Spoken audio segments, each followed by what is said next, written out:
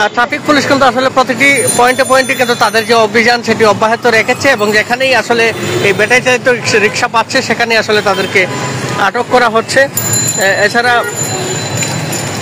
আমরা যদি জানার চেষ্টা করি, এরই মধ্যে অনেকেই নগর ছেড়েছেন, ট্রাক বা ভ্যান ব্যাটারি চালিত রিক্সা নিয়ে অনেকেই চলে গিয়েছেন বিভিন্ন গ্রামাঞ্চলে বা উপজেলা সদরে। চলে যাওয়া সেই দৃশ্যগুলোর ভিডিও ভেসে বেড়াচ্ছে সামাজিক যোগাযোগ মাধ্যমে। কেউ কেউ আবার রাগে বা কষ্টে রিক্সা ভেঙে ফেলছেন, কেউ আবার পুড়িয়েও ফেলছেন।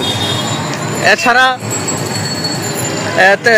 তেমনি এক রিক্সা চালক নগরীর উপশহর তেরোরতন এলাকার অধিবাসীও গোয়েনঘাট উপজেলা বাসিন্দা সেলিমউদ্দিন 42 বছর, তিনিও জানান যে নগরীর বাহিরেই চলে যেতে হচ্ছে আর তার গাড়িটি নিয়ে রবিবার রাতেই শহর ছেড়ে গোয়েনঘাটের পথে রওনা হন।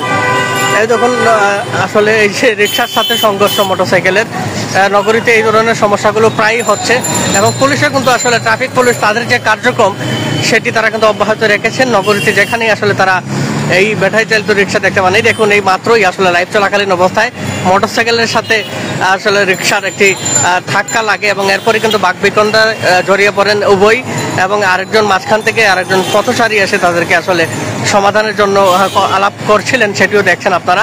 এভাবেই নগরীতে আসলে একের পর এক ঝামেলা হচ্ছে। এই দেখুন ট্রাফিক কিন্তু আসলে এই যে হেলমেটবিহীন মোটরসাইকেলকে 8 সিগন্যাল দিয়েছে, দর্শক আপনারা দেখছেন হেলমেটবিহীন মোটরসাইকেল। এবং আসলে প্রশাসন আসলে যেমনটি জানানো হয়েছে হাটলাইনে থেকে যে সিলেট নগরীতে ব্যাটারি চালিত অটো রিক্সা চলতে পারবে না, পাশাপাশি যে সকল বাইক আরোহী রয়েছেন যারা আসলে হেলমেটবিহীন ভাবে মোটরসাইকেল চালান তাদেরকে কিন্তু আইনের আওতায় আনা হবে। পাশাপাশি আমরা যদি জানিয়ে রাখি যে মোটরসাইকেল যিনি চালাবেন তার পেছনে যিনি বসবেন উভয়কেই কিন্তু হেলমেট পরিধান করতে হবে, এমন একটি তথ্য কিন্তু আসলে পুলিশের পক্ষ থেকে জানানো হয়েছে।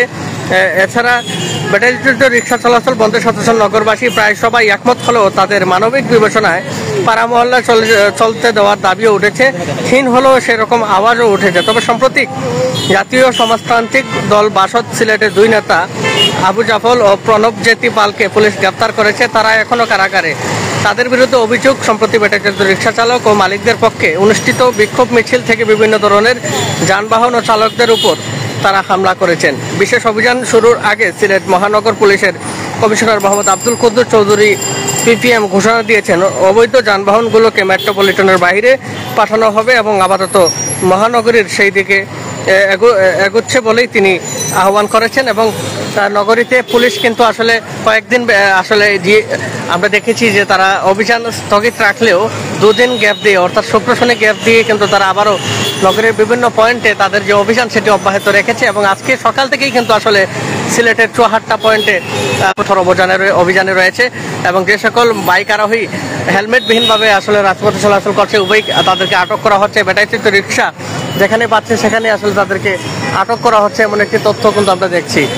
এবং আমাদের সাথে সাদিকুর রহমান ভাই, যেটা সিলেট কোন জায়গা নগরীর সিলেট নগরীর 74টা পয়েন্ট এবং শফিকুল ইসলাম লিখেছেন, ওকে ধন্যবাদ জানাচ্ছি আপনাদেরকে।